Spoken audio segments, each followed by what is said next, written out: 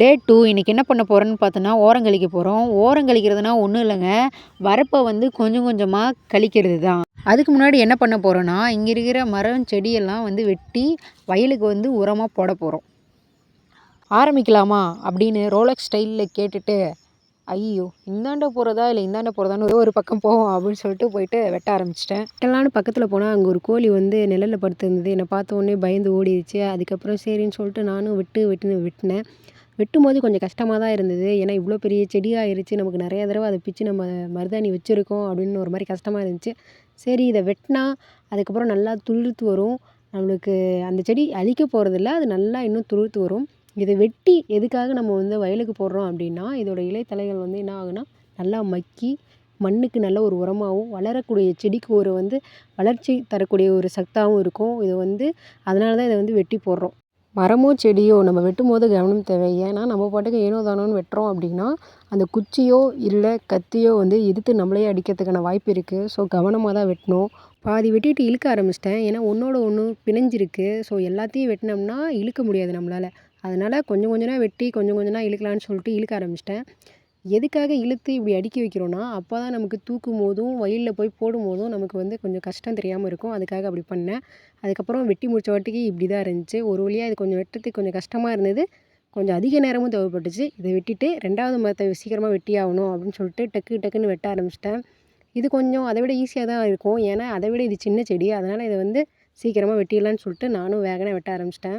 2வது செடி வெட்டுறதுக்கு எனக்கு ரொம்ப எளிமையாக இருந்தது. ஏன்னா இது ஒன்றோட ஒன்று பிணையாமல் தனித்தனியாக இருந்தது. அதனால் இதை வெட்டுறதுக்கும் எளிமையாக இருந்துச்சு. வெட்டி நானும் அப்படியே லைனாக உட்காந்துட்டே வந்து அடுக்க ஆரம்பிச்சிட்டேன். ஏன்னா இது தனித்தனியாக இருக்குது. எழுந்திரிச்சு இழுக்க வேண்டிய அவசியமே இல்லை. அதனால் இது மாதிரி வெட்டி தனித்தனியாக வச்சுட்டேன். பொர்றா அண்ணன் அடுத்த செடியை வெட்ட ஆரம்பிச்சாச்சுடா அப்படின்னு நினச்சிட்டு முடிச்சிடுறேன். அடுத்த 1 மணி நேரத்துக்குள்ளே இல்லை அடுத்த அரை மணி நேரத்துக்குள்ளே முடிச்சிடுறேன் அப்படின்ற மாதிரி பேசிட்டு, ஒரு தென்றல் புயலாகி வருதே அப்படின்னு மனசுக்குள்ளேயே பாடிக்கிட்டு வேகனா வெட்ட ஆரம்பிச்சிட்டேன். ஏன்னா இதை வெட்டினா தான் அடுத்து இன்னொரு வேலை காத்துக்கிட்டு இருக்கு. ஸோ அதனால் இதை நான் வேகனா வெட்ட ஆரம்பிச்சிட்டேன். ஒரு வேலையை செய்யும்போது இந்த டைமுக்குள்ளே இந்த வேலையை முடிச்சிடணும் அப்படின்னு நம்ம ஃபிக்ஸ் பண்ணி வச்சுக்கணும். அப்போ தான் அந்த டைமுக்குள்ளே முடிக்கலாம்னு ஓரளவுக்கு சீக்கிரமாவது முடிச்சிடலாம். ஒரு வழியாக அந்த 3 செடியும் வெட்டி போட்டோம். இன்னும் ஒரே ஒரு செடி தான் இருக்குது. அந்த செடியும் வந்து இப்போ வெட்ட ஆரம்பிச்சிட்டோம். இது வெட்டும்போது எனக்குள்ளே என்ன தோணுச்சுன்னா, இது முடிவில்லடா ஆரம்பம் அப்படின்றது தான் இன்னும் வேலை காத்துக்கிட்டு இருக்கு. ஒரு வழியாக எல்லா செடியும் வெட்டி போட்டாச்சு. இப்படி நிமிர்ந்து நின்றுக்கிட்டு இருந்த செடியை ஒரு மணி நேரத்துக்குள்ளே என்ன பண்ணோம் அப்படின்னா, இப்படி படுத்து புரள்ற மாதிரி வெட்டி போட்டாச்சு. வெட்டி போட்டு காட்டுக்கு போனேன். காட்டுக்கு போகும்போது என்ன ஆச்சுன்னா, எங்கள் அப்பா அம்மா வந்து ஓரத்தை கொத்திக்கிட்டு இருந்தாங்க. சரி இவங்களே கொத்தி முடிச்சிட்டாங்க, நமக்கு வேலை இல்லை அப்படின்னு நினச்சா, இல்லை இன்னும் ஒரு வரப்பு இருக்குது, அதை நீ தான் கொத்தி ஆகணும் அப்படின்னு சொல்லி கையில் ஒரு மம்முட்டியை கொடுத்து போய் கொத்துன்னு சொல்லிட்டாங்க. சரின்னு சொல்லிட்டு நானும் மம்முட்டியை எடுத்து வேகனா போட்டு தாக்கு அப்படின்னு சொல்லிட்டு வேகனா வெட்ட ஆரம்பிச்சிட்டேன். எதுக்காக இந்த வரப்பை வந்து ஓரம் கொத்துறோம் அப்படின்னு பார்த்தீங்கன்னா, பழைய வரப்பு இருக்கும் இல்லையா, அது வந்து எலிகளால் வந்து ஓட்டை போடப்பட்டிருக்கும், நிறைய இடிஞ்சிருக்கும். இப்படி ஓரம் கொத்தி வெட்டி எடுத்துட்டோம்னா தான் மீண்டும் புதிய வரப்பு கட்டுறதுக்கு வந்து நல்லா இருக்கும். அதுவும் இல்லாமல் நம்ம டிராக்டரில் வண்டி ஓட்டும் போது இவ்வளோ ஓரத்தில் வந்து கேஸ் வீல் வந்து வராது. ஸோ அதனால் இதை நல்லா வெட்டி உள்ளே கொஞ்சம் இழுத்து போடணும். இப்போ வந்து பார்த்திங்கன்னா ஒரு அரை வரப்பு வெட்டிட்டேன். வெட்டி முடிச்சுட்டு திருப்பி வேகனா கொத்தலான்னு சொல்லிட்டு கொத்த ஆரம்பிச்சிட்டேன். இப்போ வந்து ஒரு பக்கமாக வந்தாச்சு, இந்த வரப்பை வெட்டி முடிக்கிறதுக்கு பக்கமாக வந்தாச்சு. அதனால் சரி அப்படின்னு சொல்லிட்டு வேகனா கொத்த ஆரம்பிச்சிட்டேன். யாரெல்லாம் வந்து வேலை செய்யும் போது பாட்டு பாடிக்கிட்டு வேலை செய்வீங்க அப்படின்னு சொல்லிட்டு கமெண்ட் பாக்ஸில் வந்து கமெண்ட் பண்ணிடுங்க. நானும் வந்து வேலை செய்யும் போது பாட்டு பாடிட்டு தாங்க வேலை செய்வேன். அது வந்து ஒரு என்டர்டெயின்மெண்ட்டாக இருக்கும். அதனால் அப்படி செய்வேன். இப்போ வந்து பார்த்திங்கன்னா இந்த வரப்பை வந்து ஃபுல்லாக வெட்டி முடிச்சாச்சு. இனிமேல் வந்து அக்கம் பக்கம் இருக்க செடியை வந்து வெட்டி போட்டு நம்ம வந்து டிராக்டர் எடுத்து ஓட்ட வேண்டியதான். இப்போ அக்கம் பக்கம் இருக்க செடியெலாம் வந்து வெட்டியாச்சு. டிராக்டரில் வந்து அப்பா வந்து ஓட்டிக்கிட்டு இருக்காரு. வயல் ஓட்டுறது எப்படி தான் இந்த கொக்குங்களுக்கு தெரியுனே தெரியாது. டிராக்டர் எடுத்து நம்ம வயலில் ஓட்ட ஆரம்பிச்சிட்டோன்னா கொக்குலாம் கூட்டமாக வர ஆரம்பிச்சிடும். எதுக்காக அப்படின்னா மண்புழுவை சாப்பிட்றதுக்காக. தெரியாதவங்களுக்காக இந்த பதிவை சொல்லிக்கிறேன். டயர் வச்சு ஓட்டினோம்னா அது வந்து ஒரு பிஞ்ச அளவுக்காக ஓட்டுவாங்க. இது மாதிரி கேஸ் வீல் வந்து வச்சு ஓட்டினோம்னா அது வந்து நஞ்சை ஓட்டுறதுக்காக ஓட்டுவாங்க. டிராக்டர் ஓட்டும்போது அந்த சத்தத்தை கேட்டிருக்கீங்களா? அந்த சத்தம் அப்படின்ற மாதிரி அது ஒரு மாதிரி நல்லா இருக்கும், கேளுங்க.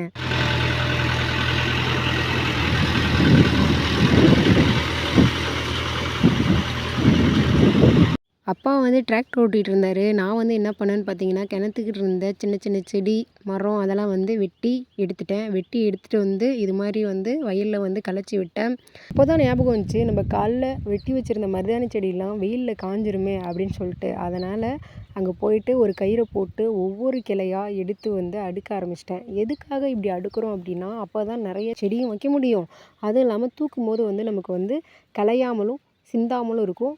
வயலில் போய் கலைக்கும் போதும் கொஞ்சம் ஈஸியாகவும் இருக்கும். அதுக்காக வந்து இப்படி அள்ளி அள்ளி வந்து வச்சுட்டு, ஏதாவது 1, 2 கிளை சிந்திருக்கு இல்லையா, அதை பார்த்தேன். அது மாதிரி இருக்கானும் பார்த்து செக் பண்ணிவிட்டு அந்த கிளையை எடுத்துகிட்டு வந்து இங்கே வச்சுட்டேன். வச்ச வாட்டிக்கு கயிறை எடுத்து நல்லா டைட்டாக கட்ட ஆரம்பிச்சிட்டேன். எதுக்காக டைட்டாக கட்டுறோம் அப்படின்னா, அப்போ தான் நம்ம தூக்கும்போது அவுறாமல் இருக்கும். அதுக்காக தான் டைட்டாக நல்லா இறுக்கி கட்டிட்டேன். கட்டிட்டு மகேந்திர பாகுபலி அப்படின்னு சொல்லி கட்டி தூக்கிட்டு ஒரு வழியாக நஞ்சையில் கீழே இறங்கிட்டோம். கொஞ்சம் பார்த்து தான் இறங்கணும். சேத்துல காலை வைக்கும்போதும் வந்து பார்த்து தான் வைக்கணும். ஏன்னா நம்ம வழுக்கி விட்டு விழுவுறதுக்கான வாய்ப்பும் இருக்குது. அதனால் பார்த்து மெதுவாக தான் வைக்கணும்.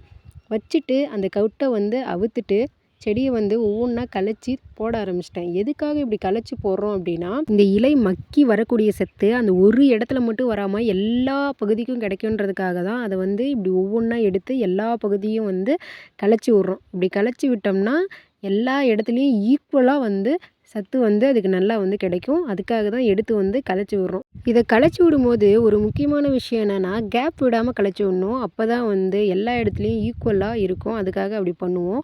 அதுக்கப்புறம் ஒரு கட்டு மட்டும்தான் வந்து நான் என்ன பண்ணேன்னா, கயிறு போட்டு கட்ட ஆரம்பித்தேன். சரி பக்கத்தில் தானே இருக்குது அப்படின்னு சொல்லிட்டு கையாலேயே எடுத்துகிட்டு போயிட்டு ஒவ்வொன்றா போட்டு கலைக்க ஆரம்பிச்சிட்டேன். நான் இந்த இலையெல்லாம் எடுத்துகிட்டு போய் போடுறத பார்த்தேன். எங்கள் வீட்டில் இருக்கக்கூடிய ஒரு 3 ஆட்டுக்குட்டி, அதோட பேர் என்ன பார்த்தீங்கன்னா, ஜில் ஜங் சக் அப்படின்ற அந்த 3 ஆட்டுக்குட்டி என்ன பண்ணுச்சுன்னா, எனக்கு போட வேண்டிய தலையெல்லாம் நீ எங்கே எடுத்து போய் போட்டுட்ருக்க அப்படின்னு பேசிட்டு, நீ போடுறியா? அதுக்குள்ளே நான் வந்து இதெல்லாம் சாப்பிட்ருவேன் அப்படின்ற மாதிரி வேகனா வந்து நான் எடுத்து போட இவங்க ஒவ்வொருத்தரா வந்து எல்லாத்தையும் சாப்பிட்டுட்டு இருந்தாங்க. சரி நீங்களும் சாப்பிடுங்க. நானும் என்ன பண்ணுறேன்னா, கொஞ்சம் கொஞ்சமாக கலைக்கிறேன் உங்களுக்கு முன்னாடி அப்படின்னு சொல்லிட்டு கலைச்சிக்கிட்டு இருந்தேன். கலைக்கிறதுல ஒரு இம்பார்ட்டண்டான விஷயம் அப்படியே என்னன்னு பார்த்தீங்கன்னா, ஒன்றுமே இல்லை, கேப் விடாமல் கலைக்கணும். அப்போ தான் வந்து எல்லா இடத்துக்கும் அது வந்து போய் சேரும். அதனால் வந்து நீங்கள் கேப் விடாமல் கலைக்கணும். இதை வந்து விவசாயம் பண்ணுற மக்கள் வந்து ஞாபகம் வச்சுக்கோங்க. எல்லாருக்குமே தெரியும். சப்போஸ் புதுசாக யாராவது வரீங்க அப்படின்னா அது தெரிஞ்சுக்குவீங்க இல்லையா? அதுக்காக தான் நான் இதை வந்து சொல்கிறேன். நம்ம வெட்டினது மொத்தம் 4 செடி. அதில் 2 செடியை வந்து அள்ளி வயலுக்குள்ளே போட்டேன். இப்போ 3ஆவதா ஒரு செடி இருக்குது. அதையும் சரி அள்ளி வயலில் போட்டுடலான்னு சொல்லி கயிறை போட்டு செடியெல்லாம் எடுத்து வைக்க ஆரம்பிச்சிட்டேன். இந்த வீடியோ பார்த்துட்ருக்க உங்ககிட்ட ஒன்று பகிர்ந்துக்கணும் அப்படின்னு நான் ஆசைப்பட்றேன். அது என்ன அப்படின்னா, நம்ம இப்போலாம் வந்து நிறைய கோன் வந்து யூஸ் பண்ணிகிட்ருக்கோம். அதை வைக்க வேணாம் நான் சொல்லவே வரல. ஆனால் மருதாணியும் வைங்க அப்படின்னு தான் நான் சொல்கிறேன். மருதாணி வச்சா சிவக்கும் அப்படின்றத தாண்டி நம்ம உடலில் இருக்கக்கூடிய சூடு இருக்கு இல்லையா, அதை வந்து குறைக்கிறதுக்காகவும் இது வந்து பயன்படுது. ஸோ அதனால் மருதாணியை பயன்படுத்துங்க அப்படின்னு நான் சொல்கிறேன். கொஞ்சம் கொஞ்சம்னா எடுத்து வைக்கிறதுக்கு மலைப்பாக இருந்தது. அதனால் மொத்தமாக அள்ளி போட்டு கட்ட ஆரம்பிச்சிட்டேன். கட்டுறது எப்படியுமே வந்து பார்த்திங்கன்னா டைட்டாக கட்டணும். ஏன் அப்படின்னா தூக்கும்போது அப்போ தான் வந்து சிந்தாமலும் இருக்கும். நம்ம எவ்வளோ தூரம் தூக்கிட்டு போய் போட்டாலும் வந்து அவுறாமலும் இருக்கும். அதுக்காக வந்து அதை நல்லா டைட்டாக கட் பண்ணிக்கணும். ஃபஸ்ட்டு வாட்டி தூக்கும்போது என்னால் வந்து தூக்க முடியல. என்னடா அதிகமாக அள்ளி வச்சிட்டோமா, உள்ளே இருக்க பவர்லாம் இறக்குங்க அப்படின்ற மாதிரி மைண்டில் செட் பண்ணிட்டு தூக்குறேன்னு சொல்லிட்டு தூக்கிட்டேன். தூக்கிட்டு போய் இந்த கட்டை போட்டுட்டு 2ஆவதா ஒரு கட்டையும் வந்து கட்டி அதையும் போயிட்டு தூக்கிட்டு போய் நஞ்சையில் வந்து நான் வந்து போட்டுட்டேன். நஞ்சை அப்படின்னாலும் வயல் அப்படின்னாலும் இது ஒன்று தான். நஞ்சை அப்படின்னு சொல்லிட்டு நாங்கள் லோக்கலில் வந்து எல்லாமே பேசி எனக்கு வந்து பழகிடுச்சு. அதனால தான் வந்து நான் பெரும்பாலும் நஞ்சை அப்படின்னு சொல்லுவேன். வயல்னு சொல்லாமல் நஞ்சை அப்படின்னு சொல்லுவேன். அந்த கட்டை தூக்கிட்டு போய் போட்டுட்டு அந்த கட்டில் கட்டியிருந்த கயிறை வந்து அவிழ்த்து இந்தாண்ட தனியாக வச்சுட்டேன்.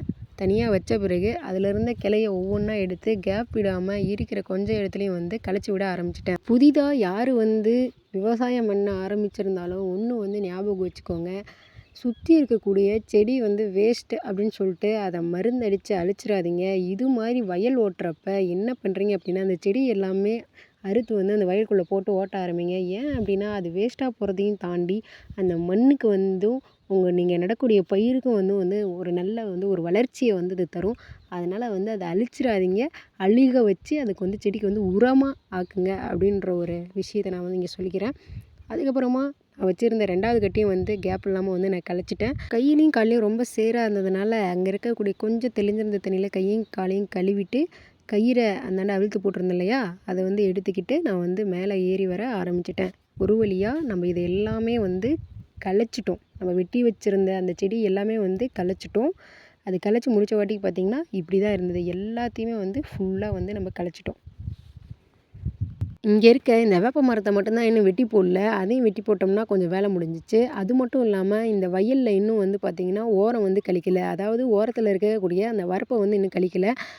பயிரிடுவது எப்படி அப்படின்னு சொல்லி படிப்படியாக ஒவ்வொரு காணொலியாக பதிவிட்டுட்ருக்கோம். இது மாதிரி வீடியோவை பார்க்கணும் அப்படின்னா நம்ம வேர்ல்டு ஆல்ரவுண்டர் சேனலை வந்து சப்ஸ்கிரைப் பண்ணி வச்சுக்கோங்க. யாராவது தெரிஞ்சுக்கணுன்னு ஆசைப்பட்டீங்கன்னா ஷேர் பண்ணுங்கள். உங்களுக்கு பிடிச்சிருந்தா மட்டும் லைக் பண்ணுங்கள். நன்றி.